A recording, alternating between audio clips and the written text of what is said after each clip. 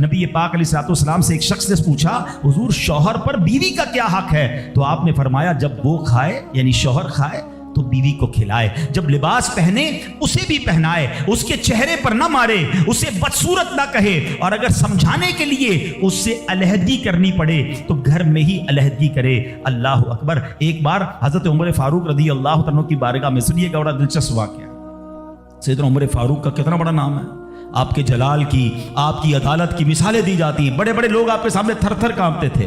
حضرت عمر کا حال یہ تھا، آپ کا گھر میں انداز کیا تھا کہ ایک شخص آیا کہ میں حضرت عمر کے پاس جاؤں اور بتاؤں میری بیوی جو ہے مجھ سے اس طرح بات کرتی ہے، اور میرا وہ انداز نہیں ہوتا جو شوہر کے سامنے ہونا چاہیے، ہوتا ہے گھروں میں ہو جاتا ہے۔ تو حضرت عمر کے دروازے پر پہنچا نا، تو اندر سے اسے سیدنا عمر فاروق رضی اللہ تعالیٰ عنہ کی زوجہ ام کلثوم رضی اللہ تعالیٰ عنہ کی ناراضگی کی عالم میں گفتگو کرتے ہوئے سنا۔ وہ حضرت عمر سے بات کر رہی تھی، تو وہ شوہر سوچنے لگا کہ میں تو اپنی بیوی کی شکایت لے کر آیا تھا، حضرت کے تو گھر کا بھی معاملہ ہی ایسا ہی ہے۔ تو وہ کہتے میں واپس ہونے لگا۔ حضرت عمر نے بلا لیا، کیوں آئے تھے؟ تو کہا کہ میں تو حضرت اپنی بیوی کی شکایت کرنے آیا تھا، مگر میں آپ کے دروازے پر آیا، آپ کے گھر کا ماحول دیکھا تو میں سمجھ گیا ہم دونوں ایک ہی معاملے میں ہی ہیں، آپ کا بھی ویسا ہی حال ہے۔ اب حضرت عمر نے جو ان کی تربیت فرمائی نا، آپ نے فرمایا میری بیوی کے مجھ پر چند رائٹس ہیں، چند حقوق ہیں، مجھے اس سے چند فائدے حاصل ہوتے ہیں جس کی بنا پر میں اسے درگزر کرتا ہوں۔ پہلا یہ کہ یہ میرے لیے جہنم کی آڑ ہے، میرا دل اس کی وجہ سے حرام کاموں سے بچا رہتا ہے۔ نمبر 2، جب میں گھر سے نکل جاتا ہوں یہ میری خزانچی بن جاتی ہے، یعنی میرے مال کی نگہبان بن جاتی ہے، میری دھوبن بن جاتی ہے، میرے کپڑے دھوتی ہے، میرے بچے کی پرورش کرتی ہے، میرے لیے روٹیاں اور کھانے پکاتی ہے۔ تو وہ شخص کہتا ہے یہ سارے فائدے تو مجھے بھی اپنی بیوی سے حاصل ہیں، تو میں تو کبھی درگزر سے کام نہیں لیتا، وہ مجھے کہتی میں اسے لڑنا شروع کر دیتا ہوں۔ کہتا آج آپ کی بات سے نصیحت مل گئی، اب میں اپنی بیوی کی چھوٹی ماٹی باتوں کو میں بھی درگزر کر دوں۔ کتنی پیاری بات بتائی، ہم وہ ساری باتیں بھول جاتے ہیں، ایک غلطی پر پکڑ لیتے ہیں، ایک غلطی پر ڈانٹتے ہیں، ہر غلطی پر جناب ایسا نہیں ہوتا، ہر غلطی کی سزا سزائے موت نہیں ہوتی ہے، ہم غلطیاں نہیں کرتے۔ اگر جس طرح ہم اپنی بیوی کو اور غلطی پر ڈانٹتے وہ ڈانٹنا شروع کر دے پھر کیا حال ہوگا؟ تو ایسا نہ کرے، وہ بھی دل رکھتی ہے، ہم نے کسی انسان سے شادی کی ہے، کمپیوٹر سے نہیں کی، ٹھیک ہے نا؟ تو کمپیوٹر بھی آج کل وائرس آ جاتا ہے، تو وہ تو انسان ہے، غلطی ہو گئی کوئی بات نہیں۔ تو سبحان اللہ، اتنا پیارا مذہب ہے۔ اور اب آؤ، اسلام نے عورت کو جو ایک اور روپ دیا ہے، ایک اور مقام دیا ہے، اور وہ مقام ماں کا مقام دیا ہے، اور ماں کے قدموں تلے جنت فرمایا۔ ماں کا کیا مقام دیا کہ ماں کو محبت کی نگاہ سے دیکھ لو تو حج مقبول کا ثواب ہے۔ اچھا، اسلام کی تعلیمات کی جو بنیاد ہے، جو ماخذ ہے، جو مرجع ہے، جس کے ذریعے سے سمجھیں علم و فضل کی نہریں جاری ہوتی ہے، وہ کون سی کتاب ہے؟ وہ قرآن مجید ہے۔ قرآن مجید کی سب سے بڑی سورت کون سی ہے؟ سورہ بقرہ۔ اب ذرا سمجھیے گا ماں کا مقام کیسا۔ قرآن پاک کی سب سے بڑی سورت سورہ بقرہ، اور سورہ بقرہ، بقرہ کس کو کہتے ہیں؟ گائے کو۔ یہ کون سی گائے تھی؟ یہ دنیا کی سب سے قیمتی گائے تھی۔ اگر اس تفسیر کو پڑھیں نا تو اللہ اکبر، پتہ یہ چلے گا کہ قرآن پاک کی سب سے بڑی سورت، اس کا جو سینٹرل آئیڈیا ہے، جو مین ٹاپک ہے، وہ بھی ماں کا ادب ہی ہے۔ وہ ایک نوجوان ہی تو تھا نا جس نے ماں کی خدمت کی، اور اللہ نے اس خدمت کا صلہ یہ دیا کہ ایک ایسی گائے ان کو مل گئی کہ جو سونے کے وزن کے مطابق بیچی گئی۔ تفصیلی واقعہ ہے، میں واقعہ پورا بیان نہیں کرتا، اشارہ دے رہا ہوں کہ سورہ بقرہ کا بھی اگر پیغام پڑھے، مفسرین نے لکھا کہ سورہ بقرہ کا پیغام یہ ہے کہ اپنی ماں کا ادب کرے، اپنے والدین کا ادب کرے، اور جب والدین کا ادب کرتا ہے اللہ ایسے نوازتا ہے، غیب کے خزانوں سے نوازتا ہے۔ اور ماں کی دعائیں، اللہ اکبر۔ حضرت بایزید بسطامی کتنے بڑے اللہ کے ولی ہیں، آپ کے بارے میں آتا ہے کہ ایک بار سردی کی راتیں تھی، ماں کے لیے ماں نے پانی مانگا۔ آج کی ماں پانی مانگے تو بیٹا کہتا ہے خود پی لو ماں، بلکہ بچے ماں سے پانی مانگ رہے ہوتے ہیں، بستر پر بیٹھ کر ماں کو آرڈر چلا رہے ہوتے، امی پانی لے آؤ، اچھا چائے بنا دو، امی یہ کر دو۔ یار ماں ہے یہ ہوٹل والی ہے، اب تو بوڑھی ہو گئی نا ماں، اب تو تمہاری باری ہے کچھ ماں کی خدمت کر لو، کبھی خود کھڑے ہو کے پانی پلاؤ، کبھی خود کھڑے ہو کے ماں کو کوئی چیز پیش کرو، اب بھی ماں کو آرڈر دینا ہے۔ مگر کمال ہے ماں کہ بیٹا جوان ہو گیا، ماں بوڑھی ہو گئی، خدمت سے پھر بھی اس کا جی نہیں چراتی، پھر بھی اس کی خدمت کرتی ہے۔ ناشتے میں یہ کھانا ہے بیٹا، دوپہر کو کیا کھاؤ گے؟ اللہ اکبر۔ بایزید بسطامی سے ماں نے پانی مانگا۔ آپ کہتے ہیں ٹھنڈی رات تھی، پانی لے کر ماں کے پاس گئے، ماں کی آنکھ لگ گئی۔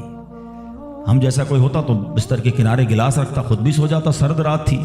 सारी रात पानी का गिलास लेके खड़े रहे।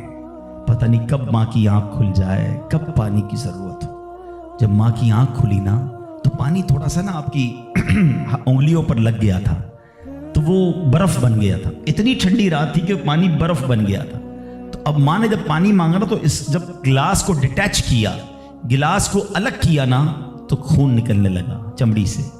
तो माँ ने कहा कि बेटा ये क्या हुआ? माँ ने खून बहता देखा तो सारी बात बताई कि माँ अब मैं पानी लेकर आया, आप आराम कर रही थी, मैं खड़ा रहा, अब आपने पानी मांगा तो बर्फ बन गया था। तो माँ ने क्या कहा, ऐ अल्लाह मैं इससे राजी हूं, तू भी इससे राजी हो जा। माँ के दिल से दुआ लगी ना, है वो बा यजीद बिस्तामी बन गए। वो अल्लाह के वलियों में बहुत बड़ा मकाम उन्होंने हासिल कर लिया। देखिए, अच्छा आप हो सकता है किसी को शैतान सवाल तो दिमाग में डाल ही देता है ना कि यार ठीक है, मेरी माँ भी तो दुआएं देती है। देखिए, एक माँ तो माँ ही होती है, माँ को तंग करो फिर भी उमूमन उसकी जबान से दुआ ही निकलती है। एक दुआ वो है कि आप माँ से कहें और वो माँ दुआ दे। एक दुआ वो है कि आप कहें ना माँ को, खिदमत ऐसी करें कि माँ के दिल से दुआ निकले। हाँ, आपको बगैर बताए आपका वालिद आपको दुआ दे, आपकी माँ आपको दुआ दे, वो दुआ जो है ना, हाँ किताबों में लिखा कि वालिदैन की दुआ औलाद के हक में कबूल होती है।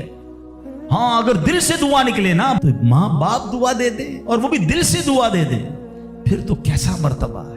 और सुभान अल्लाह, माँ बाप के बारे में किताबों में यहां तक लिखा कि बेटा बाप के साथ ऐसे रहे जैसे गुलाम आका के साथ रहता है। तो और बाप से ज्यादा खिदमत का हक किसको कहा गया? वो माँ को कहा गया। तो अब सोचिए कि माँ के कितने हुकूक बयान किए इस्लाम में। तो मुबारक हो उन खवातीन को, माशाअल्लाह हमारा इस्लाम किस किस मौके पर औरत के कैसे हुकूक बयान करता है। और सुभान अल्लाह, एक बार नबी पाक अलैहिस्सलाम से सवाल हुआ, सवाल करने वाले ने भी कितना प्यारा सवाल किया, और ये हदीस बुखारी की हदीस है। अल्लाह के नबी अलैहिस्सलाम से अर्ज़ किया, हुजूर मेरे हुस्न अखलाक का सबसे ज्यादा हकदार कौन है, कौन डिजर्विंग है, सबसे ज्यादा मुझे किसके साथ हुस्न अखलाक करना है। हदीस का खुलासा नबी पाक ने फरमाया तेरी माँ। फिर पूछा हुजूर इसके बाद सेकंड? फरमाया तेरी माँ। कहा हुजूर उसके बाद? फरमाया तेरी माँ। 3 बार। फिर कहा हुजूर उसके बाद? फरमाया तेरा वालिद। अच्छा, अब यहां ये हदीस तो पूरी हो गई, मगर सुभान अल्लाह, अच्छा कोई नॉर्मल आदमी हदीस, जो लोग कहते हैं ना भाई किसी मुफ्ती साहब की क्या ज़रूरत है, तफसीर की क्या ज़रूरत है, खुद ही कुरान पढ़ लो, खुद ही हदीस पढ़ लो। आज के दौर में कोई नॉर्मल आदमी हदीस पढ़े तो खुदा ना खास्ता इसका रिजल्ट क्या लेगा? चलो भाई अब वालिद को पूछना ही नहीं है, 3 बार माँ का फरमाया नबी पाक ने, माँ की खिदमत करो, अब्बा को डालो साइड पे। नहीं, अब इसकी इंटरप्रिटेशन पढ़ना जरूरी होगी, अब इसकी तफसीर और इसकी शरह पढ़ना जरूरी होगी। अल्लाह अकबर, उलमा की शान देखें। पहले तो उलमा ने ये डिबेट किया कि नबी पाक ने 3 बार माँ क्यों कहा, 1 बार वालिद क्यों कहा? क्योंकि अल्लाह के नबी की जबान से जब भी जो निकला वो हक निकला, वो ऐसी फजूल कोई बात नहीं होती। हर बात जो है वो बड़ी लॉजिकली, बड़ी डिटेल्ड, और अल्लाह अकबर वो अल्लाह की तरफ से अता होती है। सैयदी आला हजरत फरमाते हैं ना, वो दहन जिसकी हर बात वही खुदा, चश्मा-ए इल्म हिकमत पे लाखों सलाम, वो ज़बान जिसको सब कुन की कुंजी कहें, उसकी नाफिज हुकूमत पे लाखों सलाम। उलमा कहते हैं 3 बार जो माँ कहा है ना, ऐसे ही नहीं कहा। माँ के बच्चे पर 3 एहसान हैं। नंबर 1, माँ बच्चे को पहले 9 माह अपने पेट में पालती है, उसकी जिस्म में कितनी तब्दीलियां होती हैं, कितनी तकलीफें वो उठाती है। नंबर 2, जब पैदाइश होती है, राइट द टाइम ऑफ पैदाइश, वो बिल्कुल मौत के करीब से होकर आती है, शदीद दर्द और ऐसी कैफियत हो जाती है कि कई लोग दुनिया से चले भी जाते हैं। और तीसरी माँ मेहरबानी क्या करती है कि अपने बच्चे को फिर पालती है। फरमाया माँ 3 एहसान करती है बच्चे पर, इसलिए 3 बार माँ कहा। और इन तीनों एहसानों में वालिद एक एहसान करता है, वो बच्चे को पालता है, इसलिए 1 बार वालिद कहा। सुभान अल्लाह, एक एक लफ्ज हिकमत भरा है। अब उलमा कहते हैं इस हदीस का मतलब ये होगा कि इज्जत वालिद की ज्यादा करेगा और खिदमत माँ की ज्यादा करेगा, यानी वालिद का भी एहतराम है। अल्लाह अकबर, ये हमारी शरीयत है। इस्लाम से पहले के हालात देखें ना औरतों के बारे में, तो हैसियत क्या थी कि वो मर्दों की ख्वाहिशात पूरा करने के लिए खिलौना थी। औरतें दिन रात मर्दों की खिदमत करती, मेहनत मजदूरी भी औरतें करती, اور جو کچھ کماتی وہ مردوں کو دے دیا کرتی، مگر وہ ظالم مرد ان عورتوں پر کچھ بھی خرچ نہ کیا کرتے، عورتوں کو جانوروں کی طرح مارتے پیٹتے تھے، ذرا ذرا سی بات پر عورتوں کے کان، آنکھ اور ناک کاٹ دیا کرتے تھے، عورتوں کو دردناک سزائیں دے کر قتل کر دیا کرتے۔ باپ کے مرنے کے بعد، اب دیکھیں کیا تھا اسلام سے پہلے، کہ باپ کے مرنے کے بعد جس طرح اس کے لڑکے جائیداد کے مالک ہو جاتے تھے، اس طرح اپنے باپ کی بیوی یعنی اپنی ماں کے بھی مالک ہو جاتے تھے۔ معاذ اللہ، اپنی ماں کو لونڈی بنا کر رکھتے تھے۔ اللہ اکبر، عورتوں کو ان کے ماں باپ، بھائی بہن، شوہر کی میراث میں کوئی حصہ نہیں ملتا تھا، عورتیں کسی چیز کی مالک نہیں ہوتی تھیں۔ عرب کے بعض قبیلوں میں تو یہ ظالمانہ دستور تھا کہ بیوہ ہو جانے کے بعد عورتوں کو گھر سے باہر نکال کر ایک چھوٹے سے تنگ اور تاریک جھونپڑے میں 1 سال کے لیے قید رکھا جاتا، کھانے پینے اور تمام ضرورتیں وہ اسی جھونپڑے میں پوری کیا کرتی تھیں۔ بہت سی عورتیں گھٹ گھٹ کر مر جاتی، جو زندہ رہ جاتی تو 1 سال بعد ان کے دامن میں اونٹ کی مینگنیاں ڈالی جاتی اور ان کو فورس کیا جاتا کہ کسی جانور کے بدن سے اپنے بدن کو رگڑیں، پھر اسی گندی حالت میں پورے شہر پر ان کا چکر لگایا جاتا تھا اور گویا یہ اعلان ہوتا تھا کہ اس عورت کی اب عدت ختم ہو گئی ہے۔ اللہ اکبر، ایسی ایسی رسمیں تھیں، ایسے رواج تھے، عورتیں بلبلاتی، روتی، تڑپتی، مگر ان عورتوں کے زخموں پر کوئی مرہم رکھنے والا نہیں تھا، کوئی فریاد سننے والا نہیں تھا۔ اللہ اکبر، 12 ربیع الاول کی صبح صادق کے وقت کائنات میں ایک ایسا نور جلوہ گر ہوا، ایک ایسی شخصیت آئی جہاں جس نے جہالت کے اندھیروں کو ختم کیا، وہاں ساری دنیا کی عورتوں کے لیے ایک ایسے دکھ کا مداوع بن کر آئے۔ نبی پاک علیہ الصلوۃ والسلام ایسے احکامات لے کر آئے، اتنی پیاری شریعت اور مذہب لے کر آئے جس میں اللہ کے دین نے عورتوں کو ایسا مقام عطا کیا کہ سبحان اللہ، عورتوں کی قسمت کا ستارہ چمک اٹھا۔ اسلام کی بدولت ظالم مردوں کے ظلم و ستم سے کچلی اور روندی ہوئی عورتوں کا درجہ اس قدر بلند ہوا کہ عورت معاملات زندگی اور موت کے ہر مرحلے پر عورت کو باوقار مقام حاصل ہوا۔ مردوں کی طرح عورتوں کے بھی حقوق جو ہے وہ بیان کیے گئے، عورتوں کی حفاظت کے لیے احکام خداوندی نازل ہوئے، عورتوں کو مالکانہ حقوق مل گئے، عورتیں اپنے مہر کی رقموں، اپنی تجارتوں، اپنی جائیدادوں کی مالک بنا دی گئیں، اپنے ماں باپ، بھائی بہن، اولاد اور شوہر کی میراثوں کی وارث قرار دی گئیں۔ الغرض وہ عورتیں جو مردوں کی جوتیوں سے بھی زیادہ ذلیل و خوار تھیں، انتہائی مجبور و لاچار تھیں، وہ مردوں کے دلوں کا سکون اور ان کی گھروں کی ملکہ بن گئیں۔ چنانچہ قرآن مجید صاف صاف لفظوں میں خواتین کے، عورتوں کے حقوق بیان کرتے ہوئے ارشاد فرماتا ہے، بسم اللہ الرحمن الرحیم، خلق لکم من انفسکم ازواجا لتسکنوا الیہا وجعل بینکم مودۃ ورحمہ۔ قرآن کہتا ہے تمہارے لیے تمہاری جن سے جوڑے بنائے کہ ان سے آرام پاؤ اور تمہارے آپس میں محبت اور رحمت رکھی۔ اب کوئی مرد نہ عورتوں کو مار پیٹ سکتا ہے، نہ ان کو گھروں سے نکال سکتا ہے، اور نہ کوئی ان کے مال و اسباب یا جائیدادوں کو چھین سکتا ہے، بلکہ ہر مرد پر مذہبی طور پر عورتوں کے حقوق ادا کرنے لازم ہیں۔ اللہ اکبر، گویا اسلام نے ظلم کا دروازہ بند کر دیا، کبھی ماں کے روپ میں، کبھی بیٹی کے روپ میں، کبھی بہن کے روپ میں، تو کبھی زوجہ کے روپ میں۔ اللہ اکبر، عورت کو ایک ایسا مرتبہ عطا فرما دیا کہ عورت کسی بھی روپ میں ہو، جب بھی اس کے جناب حقوق تلف کیے جائیں گے، نا انصافی کی جائے گی، اسلام وہاں پر اپنا کردار ادا کرتا ہے، اسلامی قوانین سامنے آتے ہیں، عورتوں کے حقوق بیان کیے جاتے ہیں۔ آؤ سب سے پہلے بات کرتے ہیں بیٹی کی۔ کتنی بڑی نعمت اسلام نے قرار دی، مگر آپ جانتے اسلام سے پہلے بیٹی کا حال کیا ہوتا تھا؟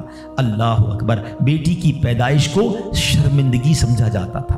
کسی کے یہاں بیٹی پیدا ہو جائے وہ لوگوں کے سامنے آتا نہیں تھا، کئی مہینے تک چہرہ نہیں دکھاتا تھا، یعنی وہ سمجھتا تھا کہ میری بہت بڑی ذلت ہو گئی ہے کہ میرے یہاں بیٹی ہو گئی۔ اللہ اکبر، بیٹیوں کو زندہ درگور کیا جاتا تھا، بیٹی کو بھی مار دیا جاتا اور بیٹی کی وجہ سے اس کی ماں کو مار دیا جاتا تھا۔ اللہ اکبر، قرآن کیا کہتا ہے؟ سبحان اللہ، کیسا پیارا مذہب ہے، کتنا شاندار ہمارا دین ہے۔ اللہ کا کلام کہتا ہے وَإِذَا بُشِّرَ أَحَدُهُمْ بِالْأُنثَىٰ ظَلَّ وَجْهُهُ مُسْوَدًّا وَهُوَ كَظِيمٌ۔ قرآن کہتا ہے جب ان میں کسی کو بیٹی ہونے کی خوشخبری دی جاتی ہے تو دن بھر اس کا منہ کالا رہتا ہے، يَتَوَارَىٰ مِنَ الْقَوْمِ مِنْ سُوءِ مَا بُشِّرَ بِهِ۔ اور وہ غصہ کھاتا ہے اور لوگوں سے چھپتا پھرتا ہے، اس بشارت کی برائی کے سبب سے اللہ اکبر ایمسکہ علی ہون ام یدسہ فی التراب، کیا اسے ذلت کے ساتھ رکھے گا یا اسے مٹی میں دبا دے گا؟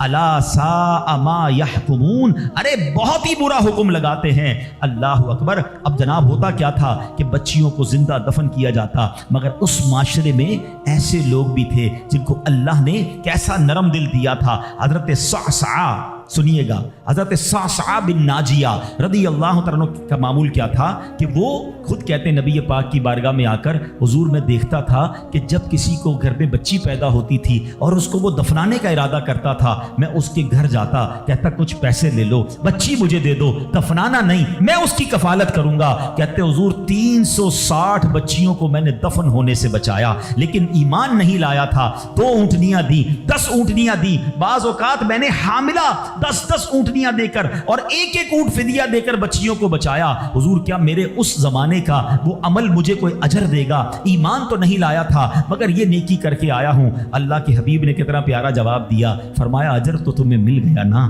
تم ایمان لے آئے، دیکھو اس نیکی کے سبب تمہیں اسلام مل گیا۔ اور سنو، ہم تو یہ کہیں گے صرف اسلام نہیں ملا بلکہ وہ تو صحابی بھی بن گئے، اللہ کے نبی کے دور میں ایمان لے آئے نا، پیارے آقا کی صحبت اختیار کر لی تو اللہ نے ایمان بھی دیا، صحابی بھی بنا دیا۔ لیکن میرے پیارے اسلامی بھائیوں، ایسا حال تھا کہ بچیوں کو پھینک دیا جاتا تھا۔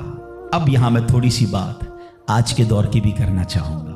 ہم انشاءاللہ قرآنی احکام عورتوں کے بارے میں بھی سنیں گے اور ساتھ ساتھ اپنی تربیت بھی کرتے جائیں گے۔ ہم میں سے بہت سارے بیٹیوں والے ہوں گے، مگر کیا یہ خبریں نہیں آتی کہ بچی کی پیدائش کی وجہ سے ماں کو برا بھلا کہا جاتا ہے، گھروں میں جھگڑے ہیں، معاذ اللہ اب بھی یہ خبریں آتی ہیں کہ بچی پیدا ہوئی تو کچرا کنڈی پر پھینک دی گئی۔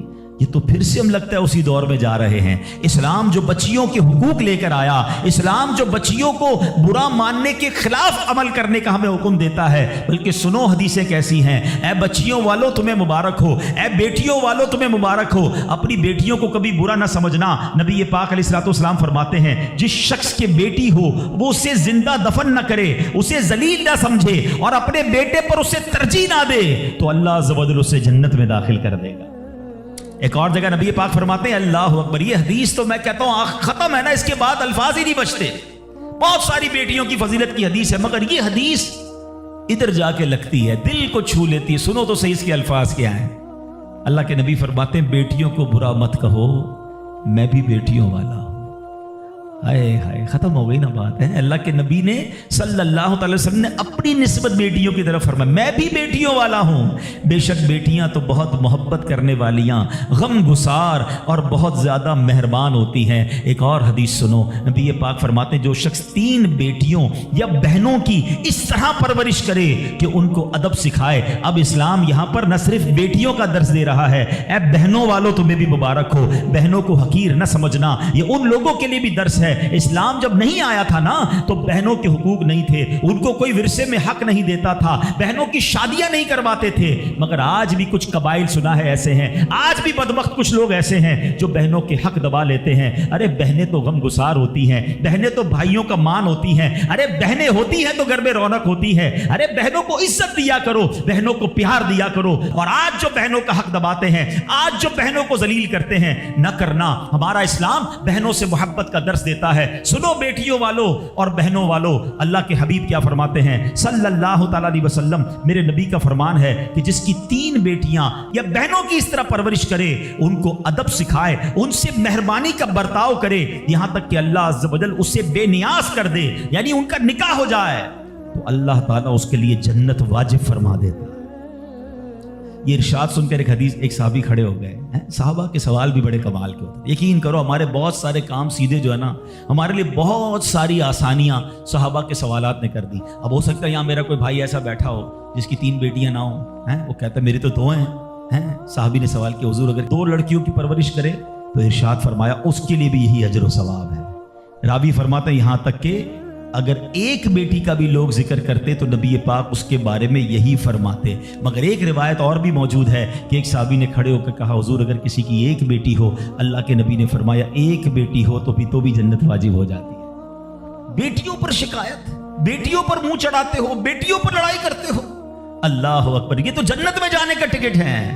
तो अपनी बेटियों से प्यार करें। और बाप जितने बैठे ना, मुझे पता है वो मेरी बात की तायीद करेंगे। शायद पैदाइश पे मुंह चढ़ाया होगा किसी ने, लेकिन आज भी बाप से ज्यादा क्लोज बेटी ही होती है। प्यार वो बाप से बेटी ही करती है। घर जाओ तो बेटी बाप का इंतजार ज्यादा करती है, मगर न जाने क्यों बेटी की पैदाइश को। अच्छा, फिर अगर बेटियां हो भी गई, किसी की 3 हो गई, 4 हो गई, नहीं हो रहा बेटा, तो किस बात की लड़ाई है? क्या औरत के हाथ में है कि वो बेटा पैदा करे? खामाखाई घर में झगड़ा, ताने देना उस बेचारी को। अब तो मेडिकल साइंस भी कहती है जनाब वो एक किसी एक का कसूर ही नहीं है, अल्लाह की देन है।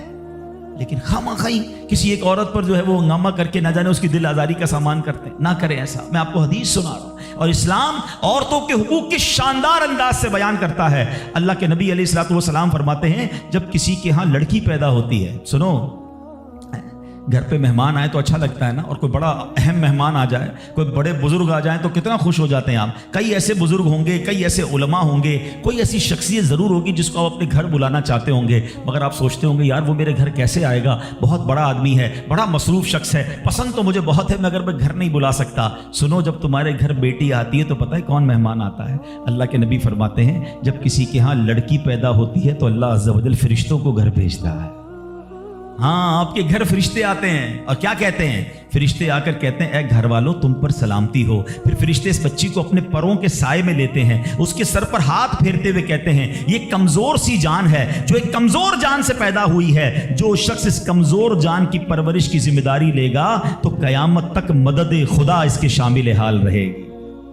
तो अब कभी भी बेटियों पर ज्यादती नहीं होने देनी। हाँ, बेटियों की दुआएं लो, बेटियों की खिदमत करो। और ए भाइयों जिनकी बहनें हैं, हमारा इस्लाम बहनों से मोहब्बत का दर्स देता है। यकीन करें, बहनों की दुआएं भाई को बहुत ऊपर ले जाती हैं। खुश नसीब है वो भाई। अच्छा, हमारे एक और निज़ाम पता है क्या है, कि जब तक माँ बाप के साथ रह रहे हैं तो चले भाई बहनों में प्यार है।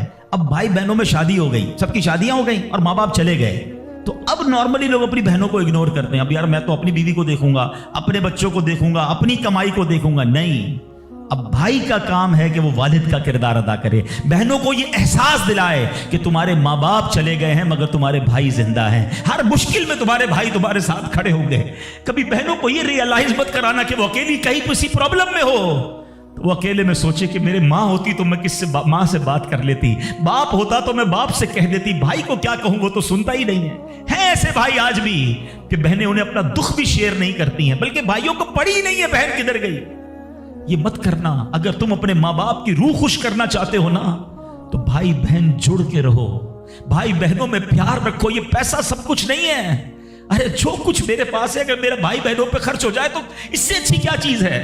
ये याद रखिए, जो सोशल मीडिया पे हजारों फ्रेंड बनाए बैठे ना, कि मेरे 5000 फ्रेंड तो मेरे 10,000 फ्रेंड, किसी दिन बिस्तर पर पड़ोगे ना अस्पताल में, तो उस बिस्तर के किनारे तुम्हें तुम्हारे भाई बहन ही नजर आएंगे।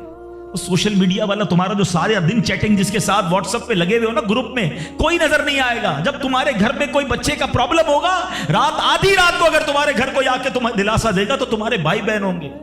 हैं, मैं कई बार बयान में एक मिसाल दे चुका हूं, चलो आज फिर दे देता हूं, काश ये बात समझ आ जाए। ये जो फैमिली होती है ना, ये तस्बीह की तरह होती है, और हमने देखा है कि ये जो है ना तस्बीह के ऊपर वाला हिस्सा, ये माँ बाप होते हैं। ये टूट जाए ना, माँ बाप चले जाएं, पूछो उनसे जिनकी माँ चली गई है, पूछो उनसे जिनके वालिद चले गए हैं। जब ये चले जाते हैं ना, तो अपने भाई बहनों को जिस तरह तस्बीह के दाने बिखरते हैं ना, इस तरह बिखरते देखा है। जब तक माँ बाप हैं, पहले तो इनकी बरकतें लेना, और जब ये चले जाए ना, तो ये दाने बिखरने मत देना, जोड़ के रखना अपनी फैमिली को। ये फैमिली, यही तो प्यार है जिंदगी में। हैं, थोड़े से पैसों के लिए भाई बहन लड़ते हैं, जायदाद के लिए भाई बहन लड़ते हैं, थोड़े कारोबार के लिए लड़ते हैं। अरे कुर्बान कर दो, कोई बात नहीं, भाई को थोड़ा ज्यादा चला जाए, बहन के मेरी बहन के घर में ही जा रहा है ना, ये तेरा है, ये मेरा है ना, किया करे।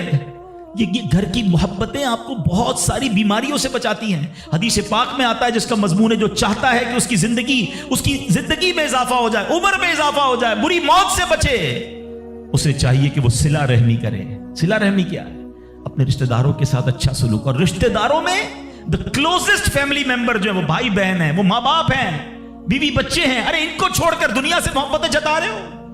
नहीं मेरे प्यारे इस्लामी भाई, तो अपनी बच्चियों के साथ और अपनी बहनों के साथ बिलखुसूस अच्छा सलूक करना। खुश नसीब है वो भाई जो बहनों का मान है, खुश नसीब है वो जो वालिद जो अपनी बच्चियों के साथ अच्छा बर्ताव करता है। और मैंने खुद देखा है, आपने भी देखा होगा میں نے دیکھا ہے, بلکہ میں نے ایک طرح سے انٹرویو لیا ہے ایک رشتہ دار کا کہ یار آپ کی 4 بیٹیاں ہیں, 3 بیٹیاں ہیں. کہتا ہے یار جب سے بیٹیاں آئی ہیں پتہ نہیں رزق کدھر سے آ رہا ہے. بیٹیاں تو کیا آئی ہیں, اللہ نے رحمت کے دروازے کھول دیے ہیں, کیونکہ اس نے منہ نہیں چڑھایا. کچھ ہوں گے ایسے بیٹیوں والے جن کا ہاتھ تنگ ہوگا, تو غور کرو جب بیٹی ہوئی تھی تو شکر کیا تھا یا شکوہ کیا تھا؟ اللہ نے تو بھیجی تھی رحمت تمہارے گھر پہ, تم نے اس وقت بھی اللہ کو ناراض کیا, بیوی کو گالیاں دی, ہنگامہ کیا, اب کہتے ہو رحمت نہیں آ رہی. تم نے تو کتنی ناشکری کر لی. اگر تم سجدہ شکر ادا کرتے, اللہ کی بارگاہ میں راضی رہتے, اللہ بیٹیاں تو دیتا مگر تم پر رحمت کے اور دروازے بھی کھول دیتا. اور ہم نے دیکھا ہے لوگوں کے رزق کو بڑھتے ہوئے. تو کبھی بیٹی کی پیدائش پر آپ نے منہ نہیں چڑھانا ہے, ہاں نہ اپنی زوجہ کو تانے دینے ہیں, اور بیٹیوں کا خیال رکھیں, بہنوں کا خیال رکھیں. اور آگے چلتے ہیں اسی طرح. اچھا, نبی پاک کا انداز اپنی بہن کے ساتھ کیا تھا؟ اللہ کے حبیب علیہ الصلوۃ والسلام کی ایک دودھ شریک بہن تھی, حضرت شیما, رضائی بہن تھی نبی پاک کی. اب پیارے آقا کس طرح ان کے ساتھ برتاؤ کرتے تھے کہ ایک بار آپ علیہ الصلوۃ والسلام کی بارگاہ میں جو بہن حاضر ہوئی نا, تو نبی پاک ان کی تشریف آوری پر کھڑے ہو جایا کرتے, اپنی بہن کی آمد پر ان کی دل جوئی فرماتے, ان پر خوب نوازشیں فرماتے. ایک بار پیارے آقا علیہ الصلوۃ والسلام نے اپنی مبارک چادر بچھائی اور اپنی بہن سے پتہ ہے کیا کہتے ہیں؟ مانگو تمہیں عطا کیا جائے گا, سفارش کرو تمہاری سفارش قبول کی جائے گی. بہن جانے لگی تو نبی پاک نے ایک لونڈی یعنی ایک اس کو خادمہ بھی دے دی اور 2 اونٹ بھی عطا فرما دیے. اچھا, اپنی بیٹی کے ساتھ کیا برتاؤ ہے نبی پاک کا؟ بیٹیوں کو جو ڈیگریڈ کرتے ہیں. سنو, خاتون جنت بی بی فاطمہ رضی اللہ تعالیٰ عنہا جب نبی پاک کی بارگاہ میں آتی, آقا کھڑے ہو کر استقبال کرتے, اپنی بیٹی کے ہاتھ کو نبی پاک چوما کرتے, کبھی ماتھے پر بوسہ دیتے. پیارے آقا اپنی جگہ اپنی بیٹی کو بٹھایا کرتے. اور یہی انداز خاتون جنت کا بھی تھا کہ جب نبی پاک خاتون جنت کے پاس جاتے, وہ کھڑی ہو جاتی اور نبی پاک کا استقبال کرتی, پیارے آقا کے ہاتھوں کو بوسہ دیتی, اپنی جگہ نبی پاک کو بٹھاتی. یہ پریکٹیکلی نبی پاک نے بتایا کہ بہن کے ساتھ برتاؤ کیا ہے, بیٹی کے ساتھ برتاؤ کیا ہے. اب آؤ ہماری زندگی کا ایک بہت اہم ساتھی ہے جس کو ہم سفر کہا جاتا ہے. اسلام بیوی کے بارے میں کیا درس دیتا ہے؟ یہ بھی بڑا پرابلم ہے. اچھا, بعض اوقات لوگ اپنی شاید والدہ سے, میں سے ابھی ماں کی بات سب سے آخر میں کروں گا, اور فیملی ممبر سے اب بھی بہت پیار کر رہے ہوتے ہیں, مگر بعض اوقات بیوی کو بڑا ڈیگریڈ کرتے ہیں.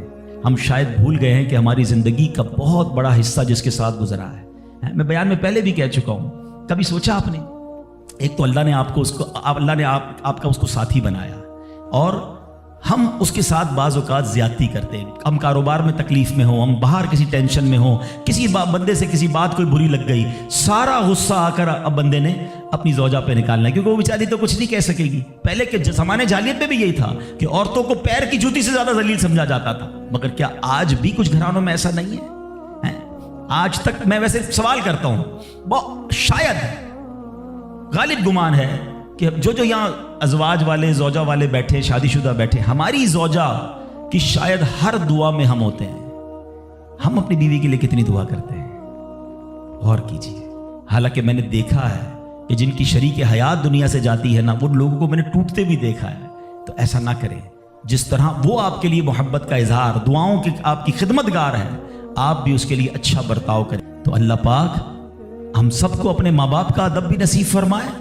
اور جو ماں باپ مجھے سن رہے ہیں, اللہ کرے کہ ہم اپنے بچوں کی اچھی تربیت کرنے میں بھی کامیاب ہو جائیں. آپ بچوں کی اچھی تربیت کریں, وہ زندگی میں بھی آپ کے لیے دعائیں کریں گے. ہاں, آپ کو پتہ ہے بچہ جس کا نمازی ہو, کیا پیارا دین ہے ہمارا. یقین کریں, ماں باپ خالی بچے کو نیک بنا دیں, پھر دیکھو بچہ آپ کے لیے کیسا کام کرے گا.